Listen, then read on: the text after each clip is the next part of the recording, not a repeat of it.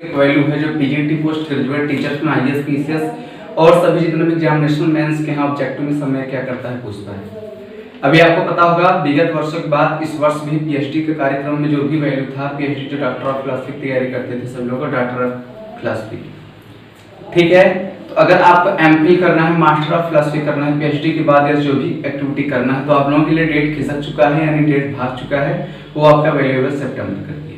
सितंबर के मंथ में आपका क्या होगा, आप पीएचडी डायरेक्ट कर सकते हो, ठीक है। अगर आप एमएससी पोस्ट ग्रेजुएट अगर किया है, बीएड किए हैं, तो आप पीएचडी के लिए आप नेट अवेलेबल हो, ठीक है।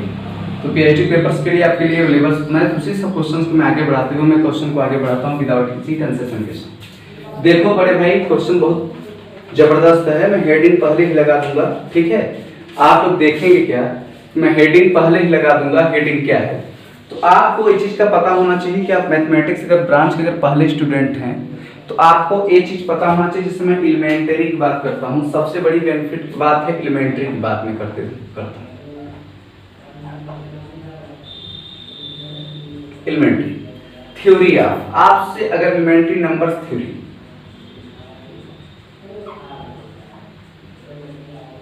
बड़ी आशा बड़ी उम्मीद के साथ मैं कह सकता हूं कि आप लोग को मेरी बातें समझ में आ रही हो। बड़े आशा बड़ी उम्मीद के साथ आप लोग ये कह सकते हो कि आपको ये मेरी बात समझ में आ रही होगी। किस प्रकार से मैंने एलिमेंट्री नंबर्स थ्योरी को आप लोग के बीच में प्रेषित करके लाने का पूरा प्रैक्टिस किया हूँ, और इस प्रैक्टिस का पूरा अवशेष आपको मिलता है, ठीक है। आपको एक चीज पता होना चाहिए, एलिमेंट्री है तो अगर मैं नंबर ऑफ डिवाइजर, अगर मैं नंबर ऑफ डिवाइजर लिख दूं यहां पर, पहली जो हेडिंग है आपकी number of divisor, number of divisors of a positive integer. मेरे भाई एक क्वेश्चन आपके सामने अगर पूछ ले, अगर ये हेडिंग बन जाए तो आप इसका कैसे विश्लेषण करेंगे, इसके बारे में कैसे बताएंगे। तो आप नॉर्मल से क्या लिख सकते हैं, if n equal to p1 alpha p2 alpha, ठीक है। इफ n इक्वल टू, बहुत शानदार तरीके से, if n equal to p1 alpha p2 alpha dash dash pr alpha. अगर ऐसे क्वेश्चन में where p s are the positive integers, where p r s से टोटल क्या होगा आपका, अगर पॉजिटिव इंटीजर्स होगा। यह वीडियो आईएएस के लिए बहुत ही महत्वपूर्ण है, आईएएस पीसीएस, ठीक है। इस तरीके के क्वेश्चन में अब वेयर p और r s में अगर देखेंगे, अगर ये आपका पॉजिटिव इंटीजर बना लेता है तो मेरे प्यारे भाई आप बड़े उम्मीद के साथ बोल सकते हो कि अगर ये पॉजिटिव इंटीजर अगर बनाता है तो आपका मेन बेसिक फंडा को कंसेप्ट करा सकता है। आगे आप देखोगे कि अगर ये चीज में अगर n की वैल्यू अगर अल्फा अल्फा अगर सेम मैच कर रहा है तो आप ये कह सकते हो कि जो भी इसकी वैल्यू बनेगी वो आपकी पॉजिटिव बनेगी। तो आपको ये चीज की वैल्यू पता होना चाहिए कि अगर मैं अल्फा 1 ले लूं, अल्फा 2 ले लूं, अल्फा 1 ले लूं, अल्फा 2 ले लूं, अल्फा 3 ले लूं, अल्फा 4 ले लूं, डैश डैश करके अल्फा r ले लूं, तो आप ये कह सकते हो कि जो भी इसके बीच में जो कंसेशन निकला वो पॉजिटिव इंटीजर्स बना। क्या बना, पॉजिटिव। अगर मैं इसे डिवाइजर की बात करूं, अगर मैं इसमें डिवाइजर की बात करूं, we talk about divisor, okay. अगर मैं इसमें डिवाइजर की बात करता हूं तो आप ये कह सकते हो यही value n equal to 1 plus alpha 1 और 1 प्लस अल्फा 2 डैश डैश और 1 प्लस अल्फा 3, इस टाइप के क्वेश्चंस को कंप्लीट करा करके अपना क्या बनाता है, 1 प्लस अल्फा r बनाने की उम्मीद बना सकता है। ऐसे आप विश्लेषण को कंप्लीट कर सकते हो।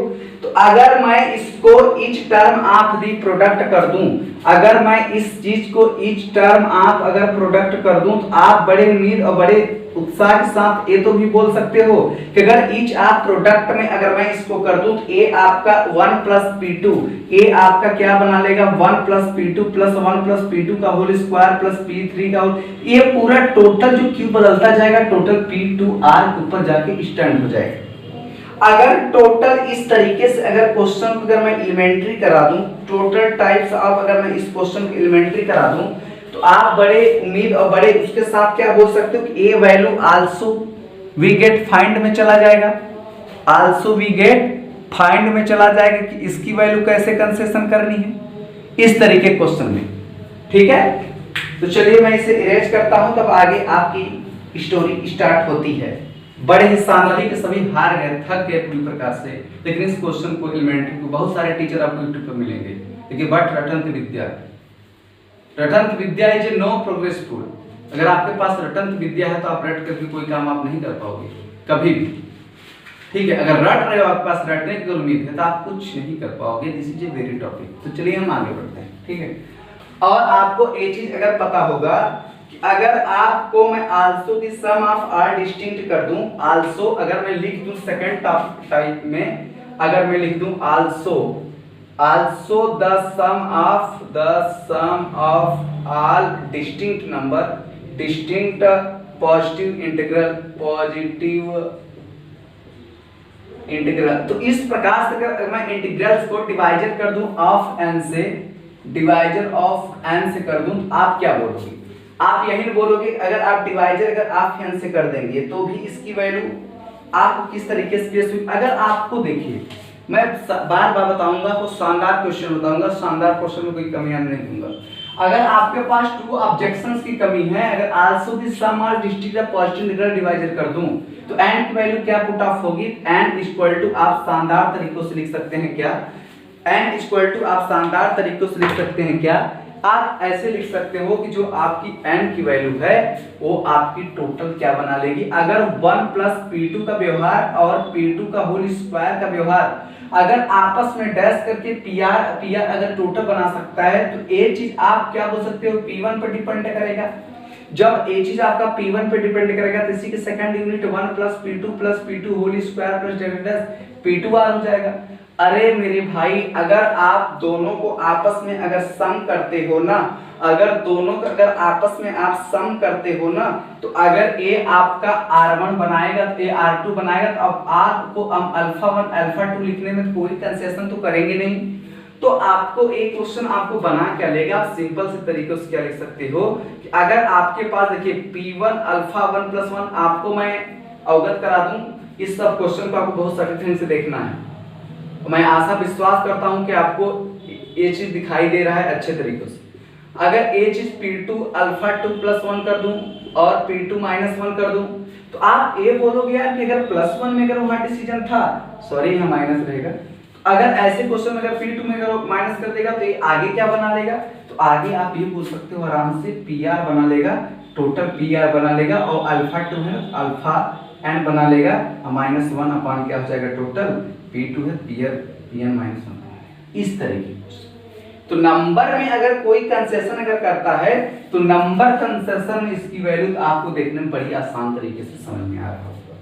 ठीक है, आगे की अगर मैं वैल्यू की बात करूं, रिजॉल्यूशन की बात करूं, ये आगे क्या बनाएगा, यह वीडियो ज्यादातर जेआरएफ लेवल वालों के भी विशेष तरीके से समझ में आएगा, और सारे जेआरएफ वाले क्या करेंगे, इसे टीच भी कर सकते हैं विदाउट किसी कंसेशन के साथ में। क्वेश्चन बताना मेरा फर्ज बनता है और उस क्वेश्चन करना आपकी यूनिटी।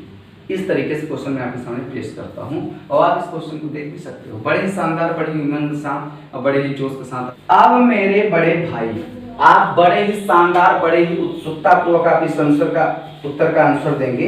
बस थोड़ा सा टाइम चाहिए, बस थोड़ा सा टाइम चाहिए।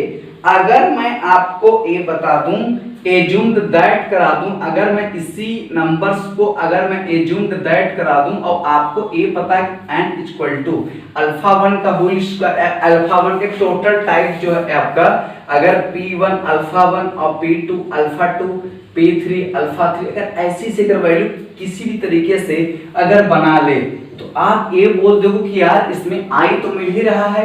अब i आपको पता होगा, i की वैल्यू ऑलवेज 1 2 3 4 5 6 अनदर किसी भी तरीके की वैल्यू पुट कर सकते हो। जब इस वैल्यू को आप पुट कर सकते हो तो आपको क्या मिलता है, अगर आप आगे अगर इसी चीज को मेन रिजॉल्व बाय 2 फैक्टर पे कर देंगे ना, अगर मैं आगे में मेन करके रिजॉल्व बाय, अगर मैं यहाँ लिख दूं resolve by 2 factor, result by 2 factor, तो आपके सामने क्या चीज मिलेगा कि 1/2। अगर टोटल देखिए 1/2 इस तरीके के क्वेश्चन को, तो 1/2 टोटल अल्फा 1 प्लस 1 और अल्फा 2 प्लस 2 बनाने में कोई लेट नहीं करेगा।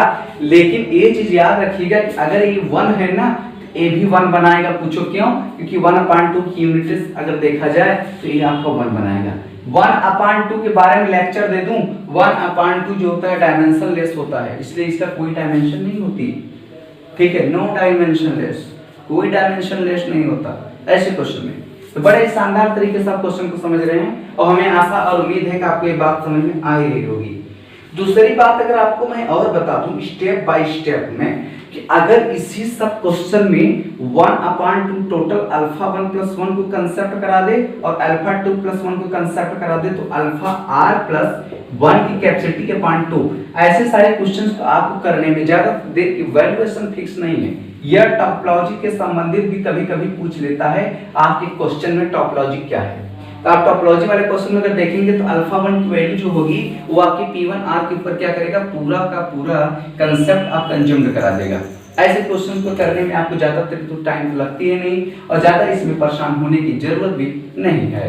ऐसे सारे क्वेश्चन को कंप्लीट करने में आपको देखने में बड़ी उम्मीद और बड़ी आशा के साथ इस क्वेश्चन को समझने में आपको आसान समझ में आ रहा होगा। आगे बढ़ते हैं विदाउट किसी एनंसिएशन के साथ और आपको बताता हूं इसके आगे की यूनिट। बहुत ही सिंपल, बहुत ही छोटे और बहुत ही जबरदस्त तरीके से मैं इसको बताऊंगा।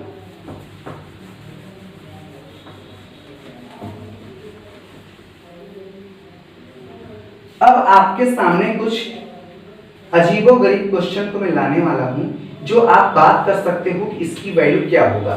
अगर मेरे भाई आपसे मैं आगे की बात करूं, इफ ले लूं, सबसे नॉर्मल सा क्वेश्चन, मैं इफ ले लूं, अब बोल दूं if p is a positive integers, if p is ए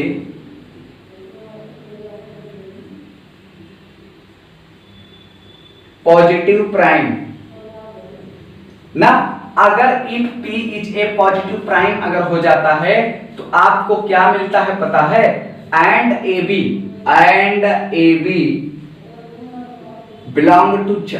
ऐसे क्वेश्चन में तो आप बड़ी ही पागलपंती तरीके से क्वेश्चन को लगा सकते हो। आप यहां लिखोगे देन, ठीक है। अगर देन आपने लिख लिया, अगर आपने देन लिख लिया तो a + b के पावर p की वैल्यू आप ap + bp+ अब टोटल आप a कहोगे ab तो होगा नहीं, तो a आपका member of p, m of p बना लेगा विदाउट किसी कंसेशन, विदाउट किसी dangerous distant particle multiple of. यह क्या है पता है, मल्टीपल ऑफ पॉजिटिव प्राइम की नंबर है। mp का मतलब क्या, अगर कोई आपसे mp की वैल्यू पूछ ले, mp की वैल्यू क्या है तो आप बोल सकते हो क्या, मल्टीप्लिकेटिव ऑफ टोटल वैल्यू। अगर इसमें अगर चेक करेंगे तो आपका क्या बन जाएगा, टोटल प्राइम आपका पॉजिटिव बनाएगा, टोटल पॉजिटिव प्राइम बना लेगा। ऐसे आप बड़े शानदार, बड़े ही उम्मीद के साथ इस क्वेश्चन को कर सकते हैं। एक बार फिर से समझिए, आपके सामने इफ p करके दिया है ना, आपके सामने क्या पूछा है, इफ p करके पूछा है, तो आप क्या बता सकते हो, p is a positive primes and it not set by value are creative in this your problem. ऐसे क्वेश्चंस को करने में तो बड़े ही आसान है इस क्वेश्चन को कंसेप्ट ऑफ कंप्लीटली बनाने में, और आगे आप इस चीज को देखेंगे और पाएंगे भी इस चीज को कैसे आपको कंप्लीट करना है। आगे आप देखिएगा कैसे करना है, ठीक है। आगे आप देखिएगा, आगे आप ये कर सकते हो क्या, इसके आगे की बात बता रहा हूं, ठीक है।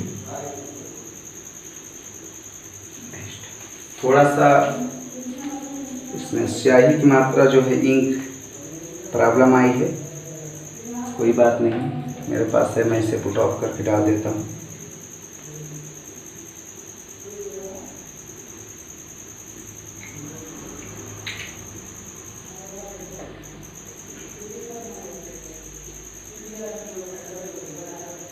ठीक है, तो आगे आप a पाएंगे कि अगर आपको a + b की पावर अगर टोटल वैल्यू अगर इस तरीके से अगर पूछता है तो आप a बोल देना मेरे भाई।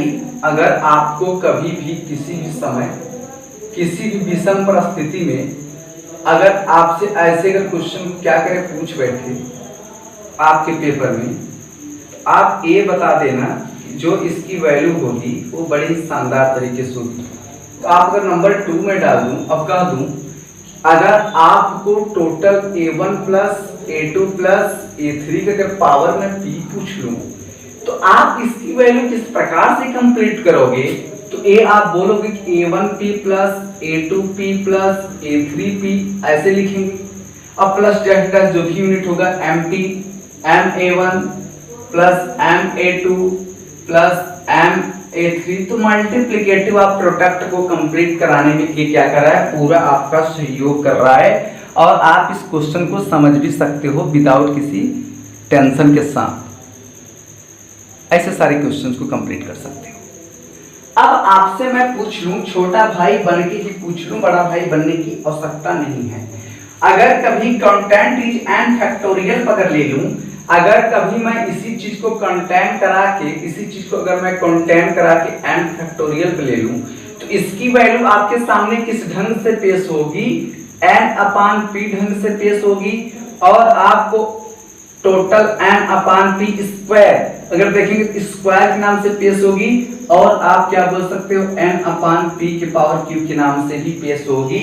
ए वैल्यू कब तक बनाए रहेगा? जब तक इसकी यूनिट भागती रहेगी, जब तक इसकी यूनिट भागती रहेगी पूरी क्लियर कंसेप्ट के साथ।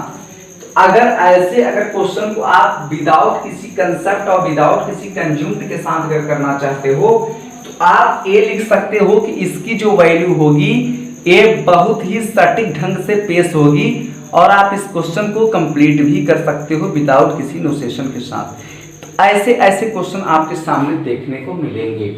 और मैं बता दूं, अगर आपको इसी को मेर्सेने नंबर के अनुसार अगर लिखना चाहते हैं, जिसको मेर्सेने नंबर बोलते हैं, अगर 4 था, अगर मैं इसी में 5 ले लूं, अगर मैं इसी में 5 ले लूं, अब बोलते हैं मेर्सेने नंबर बताइए, मेर्सेने नंबर, मेर्सेने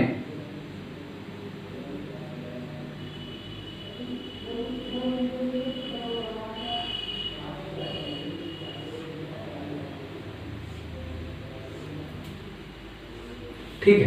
अगर मैं मेर्सेने नंबर ले लूं तो आप ए बोलोगे the number of the form, the number of the form, बड़े ही जबरदस्त तरीके से द नंबर ऑफ द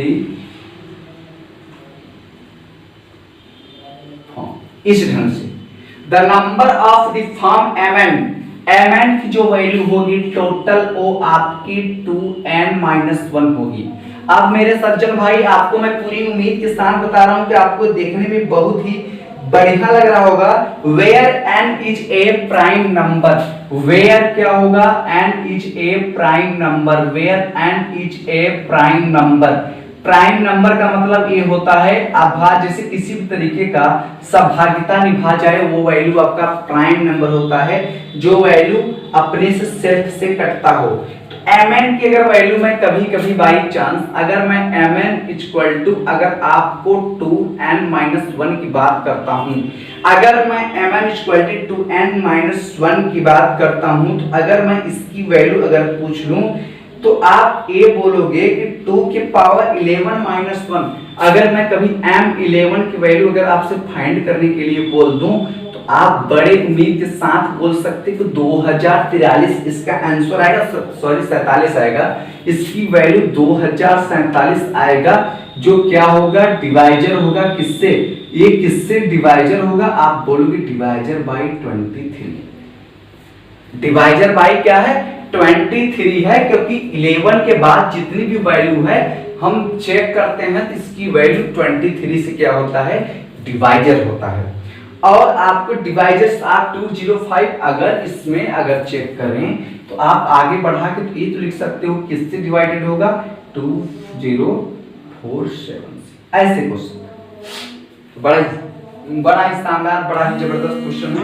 अगर मैं आगे बात करूं इनवर्स फंक्शन, अगर मैं आगे बात करूं